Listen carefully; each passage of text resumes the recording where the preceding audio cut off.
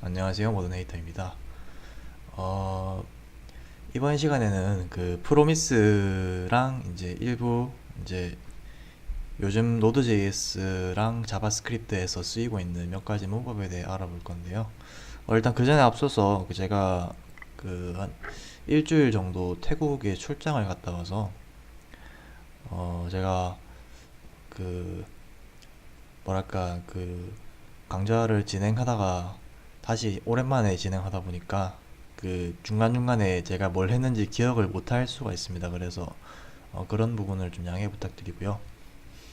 일단 오늘 배워볼 거는 이제 에로 펑션과 프로미스, 오브젝트 디스트럭처링에 대해서 해볼 건데요.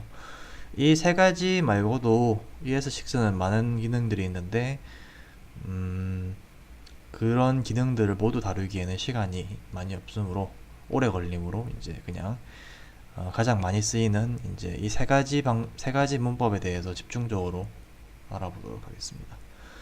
어, 저장 먼저 할게요.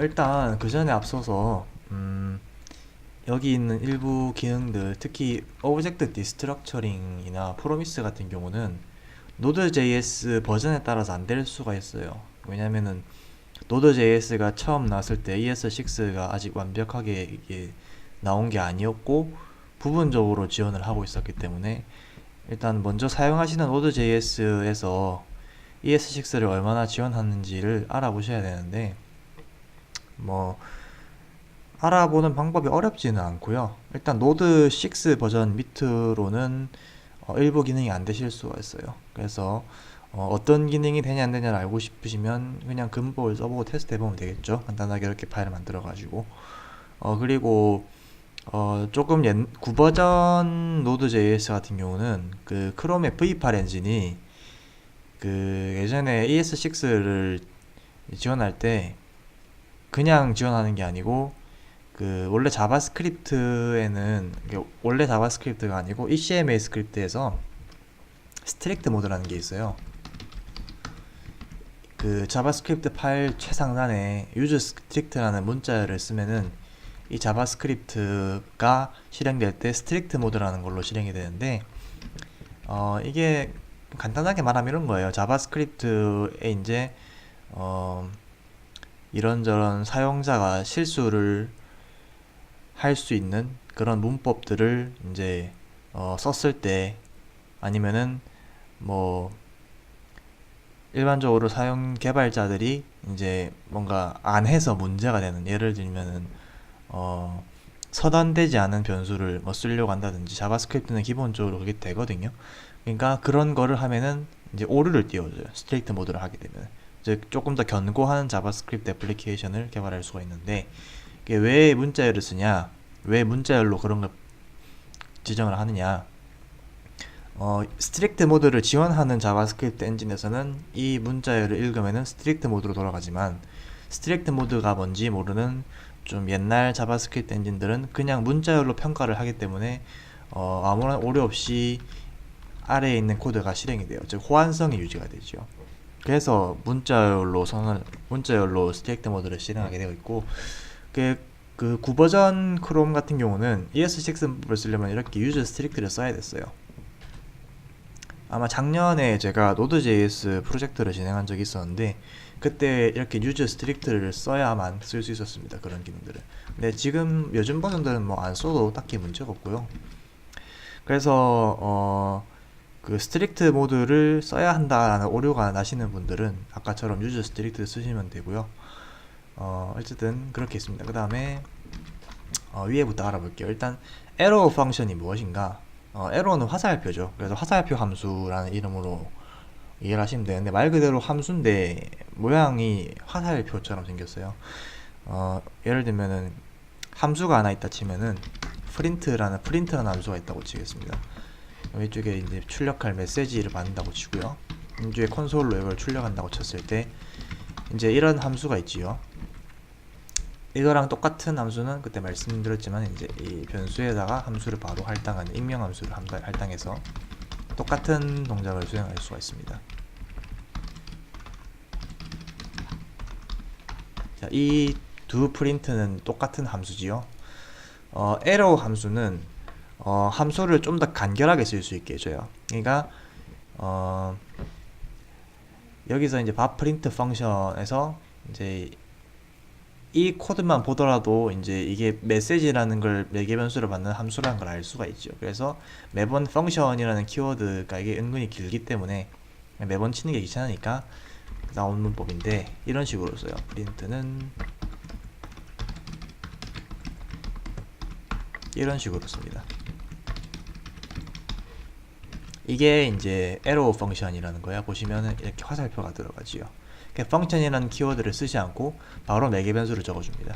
참고로 여기 괄호 생략할 수가 있어요. 이런 식으로 쓰시는 분들도 꽤 있더라고요. 저는 덜 헷갈리게 하려고 이렇게 괄호를 쓰는 편이고, 나중에 배울 오브젝트 디스트럭처링을 쓰려면 괄호를 적어줘야 됩니다. 어쨌든 겉보기에는 arrow 펑션이 이거 한 줄만 보면은 위에 펑션과 차이점이 없죠. 하지만 arrow 펑션은 자바스크립트의 원래 펑션과 매우 다릅니다. 일단 먼저 가장 다른 점 설명드리면, 먼저 이걸 지울게요. 아니, 이게 낫겠네요. 예. 자바스크립트 함수에서 값을 반환하려면 return을 쓰지요. 이런 식으로. 예를 들면 true로 return한다고 칠게요.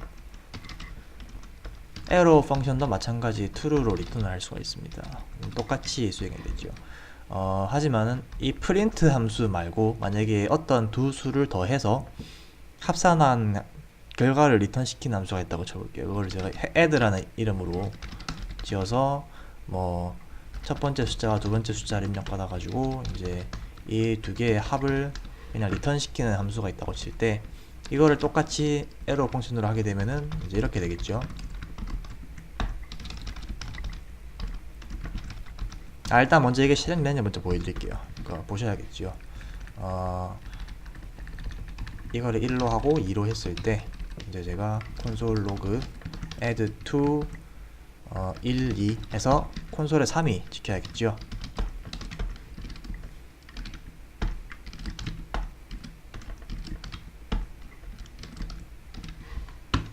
3에 찍히는 걸 보실 수가 있습니다. 즉 이 1과 2의 합이 여기서 리턴된 거지요. 하지만 arrow 펑션의 장점은 리턴문을 생략할 수가 있어요. 즉 이런 식으로 표현을 할 수가 있습니다.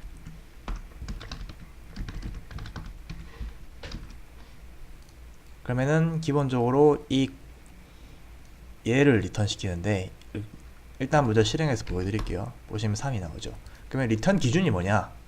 아까 같은 경우는 이렇게 한 줄인데, 예를 들면 이렇게 할 수도 있겠죠. 뭐 변수란 게 더 가지고 뭐 sum num1 플러스 num2 이렇게 해서 sum을 리턴 시키게 되면은 저런 패턴은 못 써요. 아까 보여드린 그 패턴은 무조건 한 줄을 이어야 됩니다. 즉 리턴 시킬 한 줄만 쓰되 리턴을 생략할 수가 있어요. 이렇게 말이죠. 그래서 num1과 num2의 합을 바로 리턴 시키는 구조가 바로 이겁니다. 이거에 대해서는 아주 익숙해지는 게 좋아요. arrow 펑션은 정말 간단하게 함수를 선언할 수가 있어 정말 편합니다.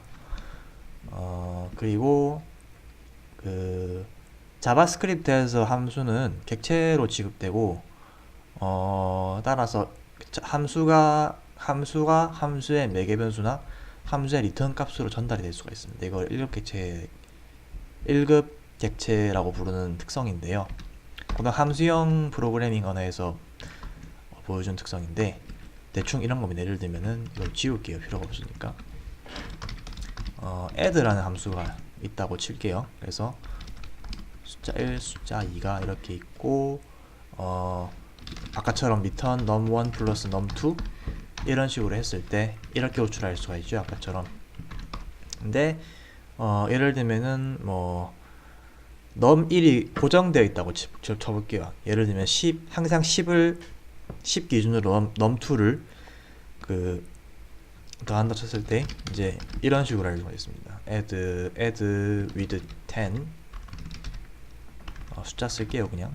그래서 이제 num2만 입력받는 거죠. 그러면은 여기서 return 이거는 좋은 예제가 아니군요. 예, 함수를 리턴 시킨다는 특성을 보여드려야 되는데 함수의 호출을 리턴 값을 리턴 시키는 건 별 의미가 없지요. 당연한 거니까요. 마땅히 얘가 안 떠오르는데 그냥 ABC 같은 걸로 할게요. 예를 들면은 뭐 A라는 함수가 있는데 이제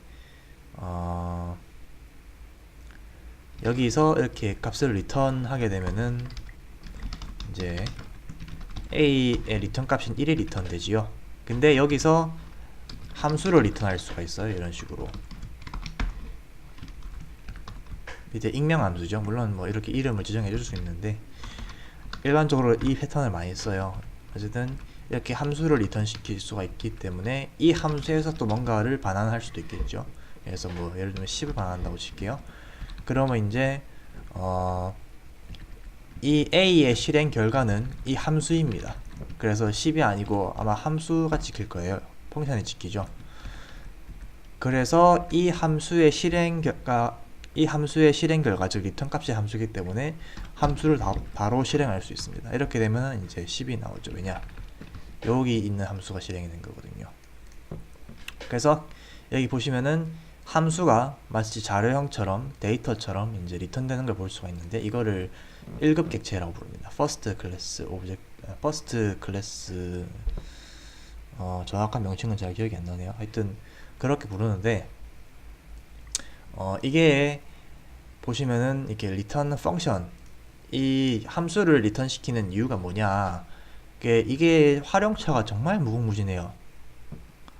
뭐 대표적으로 예를 들면은 뭐 자바스크립트 핵심 기능 중에 하나인 클로저 같은 경우도 이렇게 함수를 리턴함으로써 인캡슐레이션 즉 캡슐화를 구현할 때는 정말 많이 쓰는 패턴이고 아니면은 뭐 여러가지 뭔가 함수라든지 하여튼 아니면은 뭔가 데이터를 입력받아서 뭔가 그 데이터를 입력받은 데이터에다가 어떤 뭐 인자 같은 거를 그쪽에 바인딩을 시켜가지고 그게 바인딩된 어떤 함수를 리턴해가지고 뭐 쓴다든지 무슨 말인지 이해가 안 가실 것 같긴 한데 중요한 건 아니고요. 하여튼 중요한 거는 활용처가 정말 많다는 거예요. 특히 이렇게 함수를 리턴 시키는 거는 요즘엔 잘 안 쓰지만 옛날엔 정말 많이 쓰는 패턴이었거든요. 어쨌든 이게 보시면은 이렇게 리턴 펑션을 해야 되고 만약에 또 펑션을 리턴할 수도 있거든요. 이게 뭐 기본적으로 횟수 제한 같은 건 없어요. 무제한으로 가는 거죠. 근데 이런 식으로 이제 하게 되면은 이렇게 코드가 이렇게 좀 보기 안 좋게 나옵니다. 근데 이거를 에러 펑션을 쓰게 되면 이런 식으로 할 수가 있어요. const b라고 할게요. 그래서 이렇게 했을 때 이제 여기 원래 함수 코드가 들어가죠. 그래서 원래 저거랑 똑같이 하게 되면 아마 이렇게 해야겠죠. 그래서 하나 둘 셋 이렇게 돼야 되는데 일단 이 결과를 이제 하나 둘 셋 넷 네 번이니까 네 번이겠죠. 얘 20 찍히지요. 자, 얘를 이렇게 작성할 수가 있어요. 하나, 둘, 셋, 넷, 30으로 할게요. 똑같지요? 즉, 이 문법이 이거랑 같은 거예요. 이게 에러 펑션을 쓸 때 이게 처음 보시면 약간 난해할 수가 있는데 이게 이해하시면 정말 편한 법이에요. 요즘 자바스크립트 트렌드가 펑셔널 프로그래밍, 즉 함수형 프로그래밍이 약간 트렌드인데 이런 식으로 이제 함수를 이제 리턴하는 케이스가 되게 많습니다. 그래서 함수를 입력을 받아가지고 함수를 리턴한다든지 뭐 이런 식으로 많이 쓰는데 보시다시피 이런 방법은 코드가 되게 보기 안 좋죠. 이렇게 되면은 리턴이 한 줄만 바로 즉시 리턴을 시킬 수만 있다면 이런 식으로 한 줄에 쭉 쓸 수가 있어요. 이게 결과적으로는 이게 함수고 이게 함수고 이게 함수고 이게 함수고 즉 함수가 4번 중첩된 형태고 최종적으로 30을 리턴 시키는 형식이죠. 그래서 아까 30이 나온 거고요. 에러 펑션은 이게 제일 중요해요. 이것들이 제일 중요하고 이거 에러 펑션은 한 가지 더 그 일반 펑션과 다른 점이 있는데 이제 이거는 뭐 일단 겉보기에도 뭐 일반 펑션과 많이 다르죠. 참고로 유의해 두셔야 될 점은 현재 시점 2017년 11월 5일 기준으로 일반적으로 함수를 이렇게 펑션으로 쓰는 경우는 잘 없어요. 물론 쓰긴 쓰는데 함수가 코드가 긴 경우가 그렇고요. 그게 정말 이렇게 에러 펑션을 많이 씁니다. 긴 함수가 나와도 에러 펑션을 많이 쓰기도 해요. 특히 콜백 펑션을 쓸 때는 뭐 거의 이렇게 쓰신다 보시면 되고요. 어쨌든 이거는 이제 에러 펑션과 이제 일반 펑션의 문법적인 차이일 뿐인데, 이런 차이점 말고도 실제 내부 동작의 차이도 있습니다. 이거를 이해하시려면 Node.js 즉 자바스크립트의 this에 대해서 이해를 하셔야 되는데요. 정말 간단하게 설명드릴게요. 자바스크립트에서 함수를 이제 호출할 때 new 키워드를 이용해서 호출하면은 이 함수가 아닌 컨스트럭터라고 불리는 특수한 함수로 실행이 돼요. 이게 그 클래스 기반 객체 지향 언어에서 클래스랑 거의 동일하다 보시면 되는데 거의 비슷해요. 물론 차이점이 많긴 하죠. 하지만 겉보기엔 정말 비슷한데, 그래서 이쪽에서 원하는 프로퍼티를 이렇게 지정할 수가 있어요. 그래서 이쪽에서 제가 person 1을 찍으면 name이라는 프로퍼티가 들어가 있는 객체가 나옵니다. 그래서 이름을 예를 들면 모더네이터라고 넘기면은 이렇게 나오는 거죠. 중요한 거는 이제 이 this가 함수가 그냥 함수로서 호출이 내버리면은, 즉 이런 게 아니고 그냥 함수로서 이렇게 뭐 person 대문자군요. person 오더네이터 이렇게 호출했을 때는 여기서 this가 가리키는 곳은 보통은 전역 객체입니다. 즉 Node.js에서는 글로벌이 되겠죠. 브라우저에서는 윈도우가 될 거고, 그래서 의미가 없어요. 이런 식으로 쓰지가 않습니다, 보통. 근데 아까 말했지만은 얘를 new 키워드를 쓰게 되면은 생성자라는 이름으로 그 동작을 하는데, 이때는 this가 얘가 됩니다. 이 this가 가리키는 객체가 얘가 돼요. 정확하게 말씀드리면 얘를 가리키는 건 아니고요. 그 객체가 하나 만들어지는데 걔를 가리키고 있고, 그게 그냥 리턴에서 일로 들어가서 그냥 그런 거고요. 그래서 person 2에서 이제 아까 this name 들어가 있던 거고, 뭐 그건 중요한 게 아니고요. 근데 그래서 이거를 잘 모르는 경우에는 this가 원하지 않는 곳에 참조가 돼가지고 문제를 일으키는 케이스가 종종 있습니다. 예를 한번 들어볼까요? 어떤 예가 있을까요? 뭐 일반적으로 이렇게 컨스트럭터는 첫 글자를 대문자로 써서 혼동을 최소한으로 줄이는 식으로 많이 하고 있고요. 자바스크립트 쪽에서는 클래스랑 거의 유사하게 쓰신다고 보시면 돼요.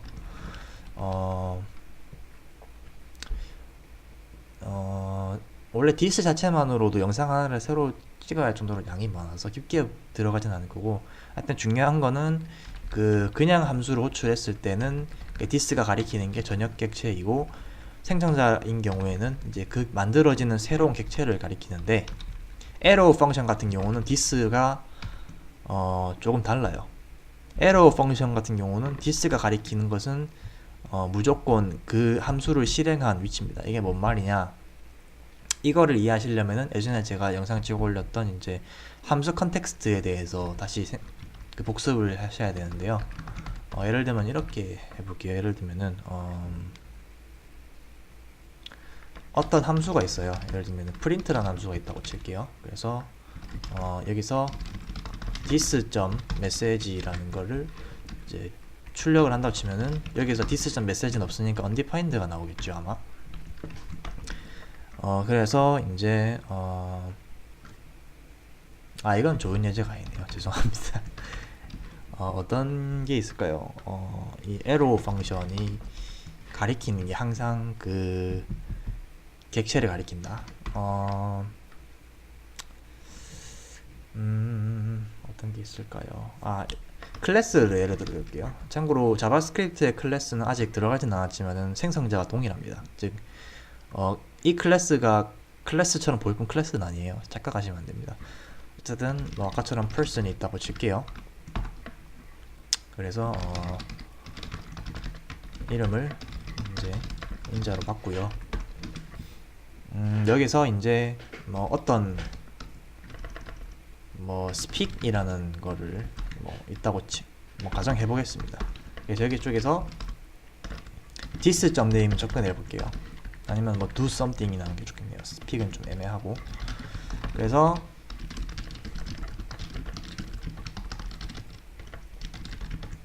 여기서 이제 person 1에 do something을 호출하면 이제 이름이 찍힐 겁니다. 모드네이터라고. 왜냐? 여기서 this는 이 객체를 가리키니까요. 이 객체를 가리키니까요. 하지만 이렇게 되면 어떨까요?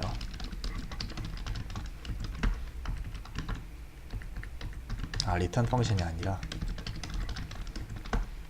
즉시 함수 표현식으로 했을 때 이렇게 하게 되면은 네임이 없다고 나옵니다.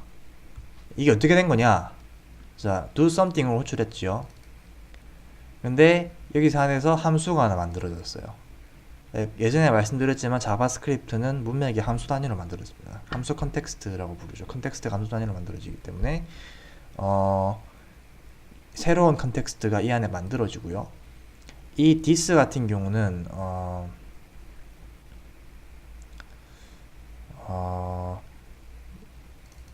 this가 정말 설명하기가 애매하네요. 이게 워낙 제멋대로인 놈이라서 여기서 this 같은 경우는 원래 여기서가 아니고 원래 이 this라는 키워드는 뭔가를 가리키고 있어요. 항상 가리키고 있는데 그 가리키고 있는 게 컨텍스트죠.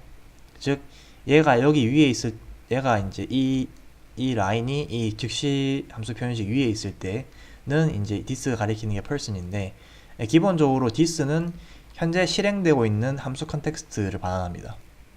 그러니까 여기서 얘가 이 콘솔 로그가 함수 표현식 밖에 있으면 이 객체를 가리키지만은 지금 이 함수 표현식 즉시 함수 표현식 안에 있기 때문에 얘를 가리키게 되죠. 이 컨텍스트를 가리키게 됩니다.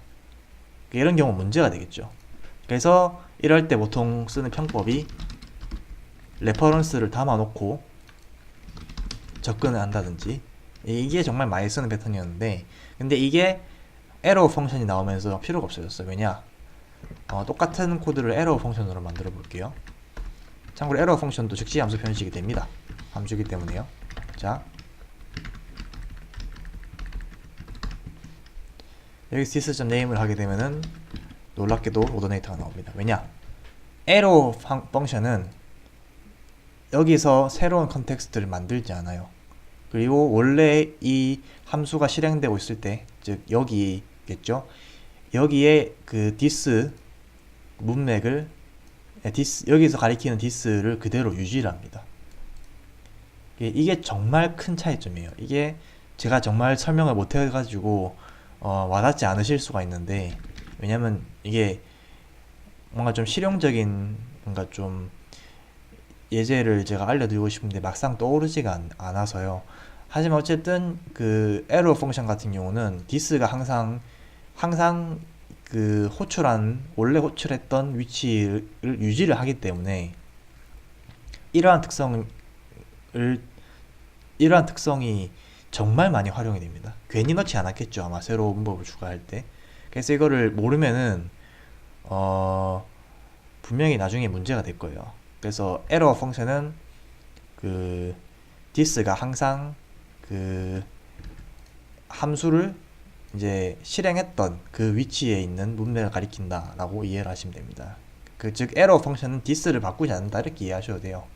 반면에 일반적으로 함수는 그 함수 안에서 this를 호출하게 되면은 그 함수 자기 자신을 가리키기 때문에 이제 그 함수가 가리키는 이제 그 함수도 이제 가리킨 this가 있거든요. 이게 뭔 말이냐? 아까 지금 에러 펑션도 마찬가지지만 아까 이제 즉시 함수 표현식으로 일반 펑션 키워드로 만들었던 함수도 this가 가리키는 곳이 기본적으로는 이제 기본적으로는 호출되는 위치마다 다른데 정해져 있긴 해요. 근데 자바스크립트는 그 디스 컨텍스트를 바꿔줄 수가 있어요. 그걸 하는 게 어플라이랑 콜, 바인드 이런 것들인데, 어쨌든 그런 게 있다는 거를 알아두셔야 되고요. 어쨌든 기본적으로는 이렇게 에러 펑션은 이제 디스를 안 바꿉니다. 이거를 알아두셔야 돼요. 이게 정말 큰 차이점입니다. 어쨌든 이게 에러 펑션이고요. 좀 되돌릴게요. 아까 걸로.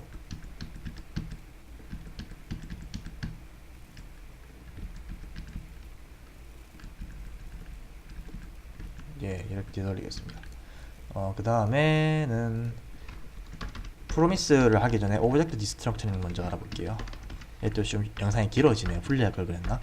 오브젝트 디스트럭처링은 오브젝트는 말 그대로 객체를 말하고 디스트럭처링은 디스트럭트는 파괴한다는 뜻인데 이런 거예요. 예를 들면은 어떤 객체가 있습니다. 포지션이라는 객체가 있다 쳤을 때 x가 1, y가 2가 있어요.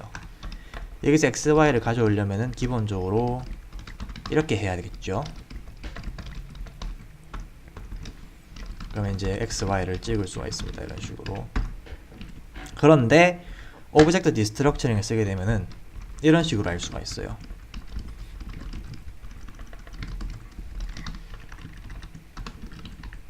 똑같지요. 즉, 이 객체로부터 x랑 y를 빼오는 겁니다. 이게 다예요. 오브젝트 디스트럭처링은. 정말 간단하죠. 근데 이게 간단하지만은 이거를 이해한다고 해서 이게 바로 쓸 수 있는 그런 게 아니에요. 그러니까 제 말은 어려운 게 아니라 이거를 이해해도 이런 식으로 이제 실제로 활용되는 그런 것들은 직접 써보면서 익혀야 돼요. 즉 알고 있다고 해서 쓴다는 건 아니라는 거죠. 오브젝트 디스트럭처링은 정말 쓸모가 많아요. 이건 정말 간단한 거고 뭐 중첩된 것도 가능해요. 예를 들면은 뭐 그냥 오브젝트라고 할게요. 이 안에 또 오브젝트가 있다. 그래서 이렇게 있다. 여기서 이제 뭐 x를 가져온다고 쳤을 때는 오브젝트의 오브젝트 2에 이제 x겠죠. 이게 원래 자바스크립트에서 이제 원래 가져오는 방식이었겠지만 디스트럭처링을 쓰게 되면은 이렇게 할 수가 있습니다. 대신 x는 중첩이 되니까 잠깐 코멘트 걸어 놓고요. 이런 식으로 할 수가 있습니다. const x는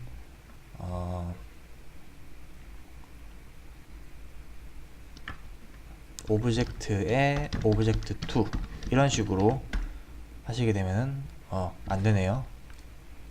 오브젝트의 오브젝트 2 잠시만요. 제가 잘못하고 있었나? 오브젝트 2는 오브젝트 이러면 x가 나올 텐데. 뭔가 뭔가 다른데 오류가 있긴 한데 36번째 줄에 값이 없네요. 그래서 오류가 났구나. 그래서 다시 아까처럼 돌아가서 10을 하면은 아마 될 겁니다. 출력을 안 했네요. 이런 식으로 중첩된 것도 가져올 수가 있습니다. 이게 정말 편해요. 어쨌든 이게 오브젝트 디스트럭처링이고요. 이거랑 비슷한 걸로 어레이 디스트럭처링도 있어요. 어레이 디스트럭처링. 사용법은 유사한데 객체가 아니고 어레이 기준으로 돼요. 즉 예를 들면은 뭐 어떤 배열이 있는데 여기 1, 2가 들어있다고 치겠습니다.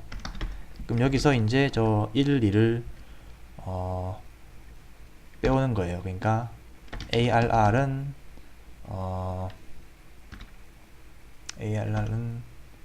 잠시만요.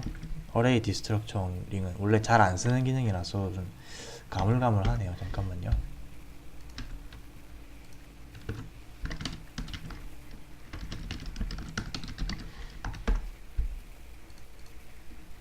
이 두 개 통틀어서 이렇게 디스트럭처링 어사인먼트라고도 부르고요. 여기 보시면 이런 식으로 쓸 수가 있습니다. 이런 식으로요. 그러니까 저 예를 들면은 이런 거겠네요. 뭐 A, B는 ARR 이러면 A, B에 1, 2가 들어가는 겁니다. 그냥 순서 그 중복됐네요. 함수 이름으로 되어 있군요. 얘는 뭐 ij라 하겠습니다. ij 이러면 이제 1, 2가 2, 1, 2는 위에서 2 들어온 거고 이제 2, 1, 2는 이제 여기서 나온 거죠. 그래서 그 똑같아요. 이렇게 하는 거랑. 그래서 ij에 1, 2가 들어간다 보시면 됩니다. 이게 어레이 디스트럭처링이고요. 근데 어레이 디스트럭처링은 솔직히 잘 안 써요. 저도 배워만 놨지 한 번도 쓴 적은 없는 것 같아요. 왜냐 뭐 데이터를 저렇게 꺼내는 일이 잘 없거든요. 배열에서. 그 다음 마지막으로 프로미스인데 프로미스는 원래 이거는 정말 별도로 분리했었어야 될 수도 있어요. 그래서 왜냐면 양이 많거든요. 그래서 정말 간단하게 다루겠습니다. 프로미스는 원래 ECMA 스크립트 문법이 아니었어요. 그냥 일종의 뭐랄까 라이브러리 개념이었는데 워낙 이게 비동기 처리하는데 너무 좋은 뭐랄까요 문법이다 보니까 아예 공식 문법으로 들어간 케이스입니다. 그래서 사용법은 간단해요. 어떤 함수가 있다고 칠게요. 예를 들면은 프린트라는 함수가 있다. 그러면은 여기다가 새로 프로미스라는 객체를 만들어서 리턴 시키면 돼요. 이거 여기서 이제 첫 번째 인자로 resolve reject라는 이름을 넘겨준 다음에 여기서 어떤 동작을 수행하고 resolve를 호출을 하면은 여기서 resolve는 동작에 성공했을 때를 의미하고요. 아니면 만약에 실패했다. 그러면 reject를 호출해줍니다. 이 두 개가 함수예요, 함수. 그리고 이게 뭘 의미하느냐? 여기 promise 펑션 함수 안에서 뭔가를 처리를 하고 성공하면은 이제 resolve를 호출하고 실패하면 reject를 호출하게 되면은 그거를 promise에서 동기식처럼 처리를 할 수가 있어요. 그 promise는 어떻게 쓰냐면 원래 이런 식으로 써요. print가 promise죠. 그래서 이런 식으로 print 뭐 이런 식으로 해요. 그럼 이게 print라는 이름으로 이제 실행이 되는 거죠. 그래가지고 이제 이게 반환 값이 promise인 케이스에는 이렇게 .then이라는 이름으로 이게 동작을 이어나갈 수가 있어요. 그래서 이쪽에 callback 펑션을 이렇게 지정을 해주고 이쪽에 결과를 받아서 출력할 수가 있습니다. 이제 이렇게 하면은 이제 프린트가 함수가 아니다. 잠시만요. 일단 이것들을 일단 주석을 걸어 놓고요. 아까처럼 중첩될 수가 있으니까. 그 다음에 실수를 했네요. 이렇게 하는 게 아니고 얘가 펑션이어야 되죠. 그래서 뭐 인자로 메시지를 받아서 이제 리턴 프로미스를 리턴 시켜야 돼요. 중요한 거는 뭘 하든 관계없어요. 프로미스가 리턴돼야 된다는 거고, 이렇게 되면 이제 이렇게 되면 새로운 프로미스 객체가 리턴이 되는데, 프로미스 객체에는 then이라는 메서드가 있어요. 그래서 이걸 하게 되면은 얘가 끝났을 때 얘가 실행이 돼요. 그리고 끝나는 기준은 여기 resolve를 호출하는 게 끝나는 기준이고요. 그래서 실행을 하면 1이 나옵니다. 근데 지금은 동기식이라서 별 차이점을 느낄 수가 없어요. 하지만은 얘가 비동기가 되면 차이점이 커지는데, 똑같은 걸 타이머로 지연을 시켜 보겠습니다. 그래서 2초 뒤에 1초 뒤에 1초 뒤에 한번 실행을 해볼게요. 여기서 resolve를 10을 전달하고 이제 1초를 하게 되면은 1초 뒤에 결과가 찍힙니다. 찍는 건 여기죠. 즉 이 then 함수가 이 set timeout이 처리된 다음에 호출됐다는 게 중요해요. 이게 직관적으로 봤을 때는 이 프린트를 호출한 다음에 여기 then 함수가 이 프린트가 끝날 때까지 기다린 거죠. 이게 뭐 어때서 이러실 수가 있는데, 이게 정말 대단한 겁니다. 왜냐면은 then이 동기식으로 호출됐거든요. 즉 일반적으로 뭔가 비동기 처리를 이렇게 했을 때 그 처리를 이어가려면은 저번에 배웠겠지만은 뭐 이렇게 CPS라든지 콜백 패턴이라든지 아니면 이런 식으로요. 아니면 이렇게 이벤트 드라이븐 뭐 이런 걸 써야 되는데, 이런 코드 같은 경우는 비동기는 동기식으로 쓸 수가 없으니까 이런 코드가 나오는 거죠. 언제 될지 모르니까 이렇게 핸들러 걸어놓고 캐치한다든지 아니면 콜백 전달해가지고 동작을 연결하는 건데, 프로미스는 함수를 호출한 다음에 무조건 그 아래, 그게 끝나야 아래쪽이 계속 실행되는 거예요. 즉 비동기 함수가 비동기 동작이 동기식으로 처리되는 거예요. 그리고 여기서 끝이 아니에요. 프로미스의 정말 끝장나는 점은 여기서 새로운 프로미스를 리턴 시킬 수가 있어요. 그럼 제가 또 프린트를 리턴 시켜 볼게요. 예를 들면 이번에는 뭐 여기 인자는 별 의미가 없으니까요. 뭐 아무것도 없으니까. 그러면은 여기서 또 then을 이어할 수가 있어요.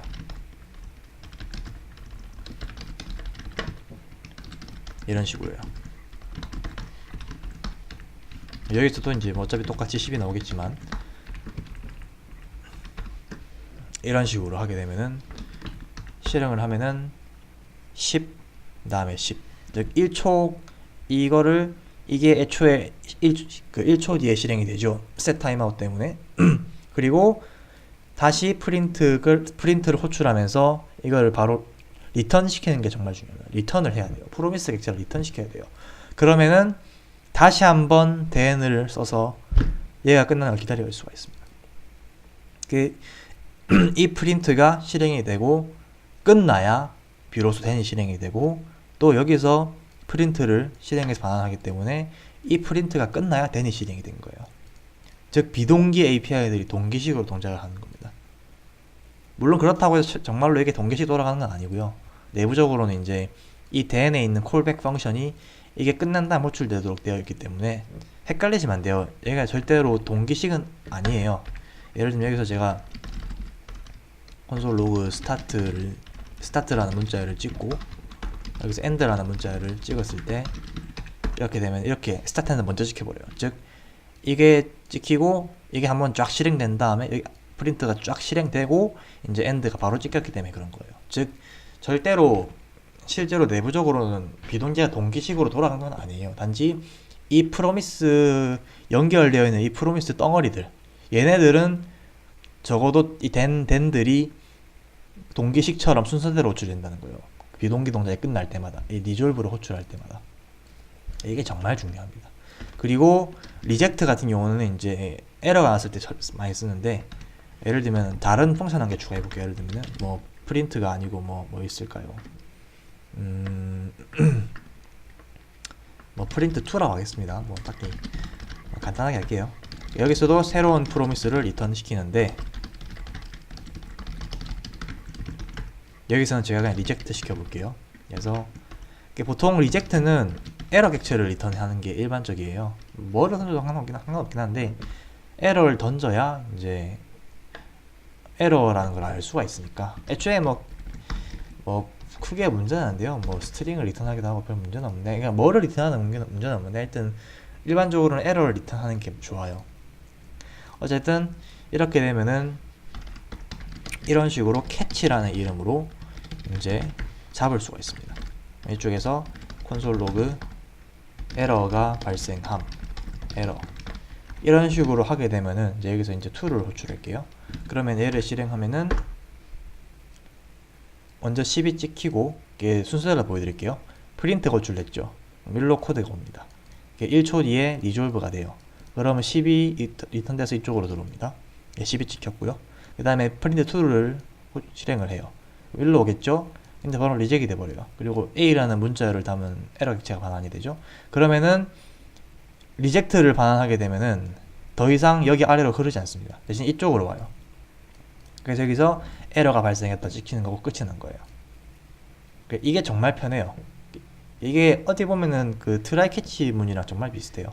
그리고 여기서 끝이 아니에요. 여기서 한 번 더 then을 쓰게 되면은 이게 정말 재밌는데, 여기서 실행을 하게 되면은 끝은 또 찍힙니다. 근데 제가 만약에 여기서 프린트를 그냥 2번 호출한다면, 즉 둘 다 리졸브가 되면은 리젝트가 안 되기 때문에 캐치는 실행이 안 됐지만 얘는 실행이 돼요. 이거를 잘 보셔야 돼요. 자, then then 했죠. then과 then으로 넘어갈 때는 무조건 resolve가 돼야 됩니다. 도중에 reject가 되면은 무조건 catch로 바로 넘어와요. 즉 여기서 실행한 프로미스 객체를 반환하는 함수가 리젝트를 던지게 되면은 얘는 건너뛰고 바로 이쪽으로 옵니다. 하지만은 얘가 끝나고 나면은 어쨌든 그 뒤에 이어서 바로 then이 또 실행이 돼요. 그래서 여기 끝이 찍힌 거고요. 반면에 에러가 안 났다, 즉 이렇게 리졸브하면 된다, 그러면 캐치를 건너뛰고 이제 끝나는 게 아니고 바로 그 다음 then으로 실행이 됩니다. 이게 프로미스의 특성이에요.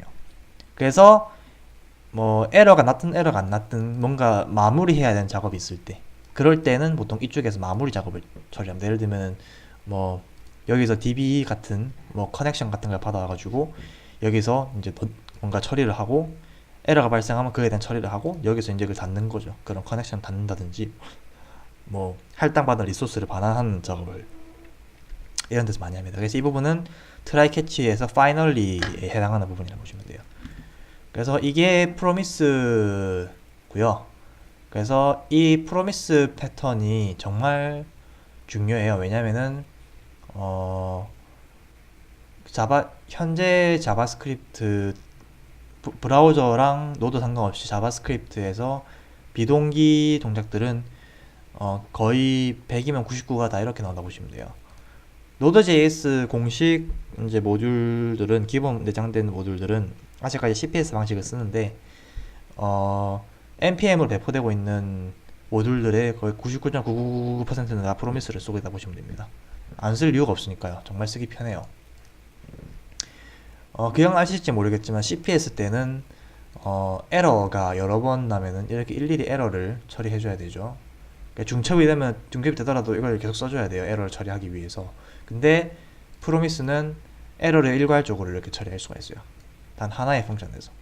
여기서 then이 몇 개가 있든 몇십 개, 몇천 개가 있든 도중에 오류가 발생하면 무조건 이쪽으로 오기 때문에 똑같은 에러 로직을 실행할 수가 있는 거죠. 물론 그 대신에 장단점인데, 이런 CPS 방식에서 에러 핸들링의 장점은 각각의 동작에 대한 다른 에러를 처리할 수가 있어요. 그러니까 여기서는 일반적으로는 그럴 일은 잘 없어요. 이게 둘 다 똑같은 핸들 에러라는 똑같은 에러 처리를 하고 있지만은 필요하다면 다르게 처리할 수가 있는 거죠. 여기 에러 처리랑 여기 에러 처리가 다를 수가 있는 거예요. 예를 들면은 뭐 DB 리소스를 할당받은 데가 여기라면은 여기서 오류가 발생하면 여기서 리소스를 해제를 하면 되겠죠. 여기는 할 필요가 없겠죠. 왜냐면 리소스가 없으니까. 이런 식으로 다른 에러 처리를 할 수가 있는데, 프로미스 같은 경우는 기본적으로 그런 건 없어요. 무조건 하나에서 처리가 됩니다. 그래서 아까 같은 경우, 즉 뭐 커넥션 DB의 커넥션 같은 그런 리소스가 할당이 됐냐 안 됐냐에 따른 분기 처리를 따로 해줘야 돼요. if 같은 거 써가지고 뭐 커넥션이 살아있다 그러면은 커넥션을 해제한다, 아니면 그냥 아무것도 안 한다, 이런 식으로 뭔가 분기 처리를 좀 해줘야 돼요. 그게 단점은 아니고 그냥 뭐랄까 장단점이에요. 장단점. 단점이라 볼 수는 없죠. 그게 단점은 아니니까요. 그냥 그렇게 해야 한다는 거죠. 뭐 어쨌든 이게 이제 프로미스입니다. 그래서 오늘 알아본 거는 이제 에러 펑션과 오브젝트 디스트럭처링 그리고 프로미스 API인데, 프로미스 API는 근데 이게 다가 아니에요. 정말 많은 기능이 내장되어 있어요. 특히 뭐 여러 개의 프로미스를 한 번에, 지금 이거는 이제 순차적으로 실행되죠. 근데 병렬적으로 여러 개를 동시에 실행할 수도 있어요. 즉 프린트를 만약에 4번을 해야 한다. 이렇게 된다게 되면은 프린트가 끝나는 식으로 순서대로 끝나게 되는데, 만약에 순서대로 처리될 필요가 없다. 즉 프린트를 동시에 4번을 다 실행할 수가 있어요. 그래서 그게 전부 다 끝나면은 뭐 그 다음 동작을 실행한다든지 이런 것도 가능하거든요. 프로미스에 all이라는 게 있어가지고. 아니면 프로미스 레이스, 병렬이긴 한데 만약 아까처럼 4개의 프린트를 호출을 하는데 4개 중에 하나라도 끝이 나면은 그냥 무조건 바로 then으로 넘어가는 게 기능이 있어요. 경쟁시키는 거죠. 레이스 말 그대로 레이스를 해가지고 제일 먼저 처리된 거를 기준으로 뭔가 처리를 한다. 이런 것도 있고요. 하여튼 뭐 그런 식으로 뭐 활용처가 되게 많고요. 지금 여기서는 이제 새로운 프로미스를 리턴 시켜가 리졸브 시켰지만은 뭐 이런 식으로 할 수도 있어요. 바로 리졸브를 시킬 수도 있어요. 프로미스 리졸브 이런 식으로. 이렇게 되면은 여기서 리졸브를 호출한 거랑 똑같은 결과가 나와요. 마찬가지 리젝트를 할 수도 있고요. 이쪽에서 리젝트를 할 수도 있고요. 뭐 이런 기능도 있고 이런저런 기능이 있는데 뭐 그런 부분들은 딱히 중요한 게 아니라서요. 일단 뭐 보통은 이렇게 프로미스를 리턴 시켜서 리졸브만 시키면 된다까지만 아시면 돼요. 프로미스는 안 쓸 거예요. 왜냐면은 안 쓰는 게 아니라 이렇게 안 쓸 거예요. 왜냐면은 이렇게 쓰는 것도 뭐 나쁘진 않아요. 근데 요즘의 트렌드는 이 프로미스 API를 활용해서 훨씬 더 뭐랄까 고차원적인 훨씬 더 보기 편한 문법을 써요.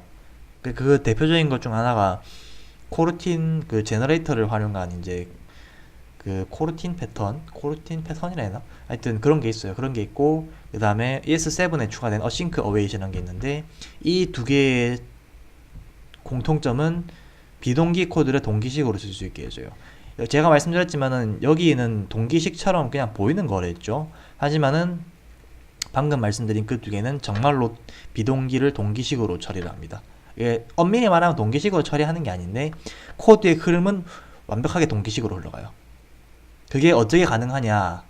그게 내부적으로 프로미스를 쓰고 있는데 중요한 거는 이제 그거에 대해 알아보려면 별도로 이제 그거에 대해 알아봐야겠죠. 또 그래서 뭐 강의가 너무 길어지니까 이 강좌에서 알아보지 않을 거지만은 간단하게 말씀드리면은 프로미스를 내부적으로 쓰고 있으니까 가능한 거예요.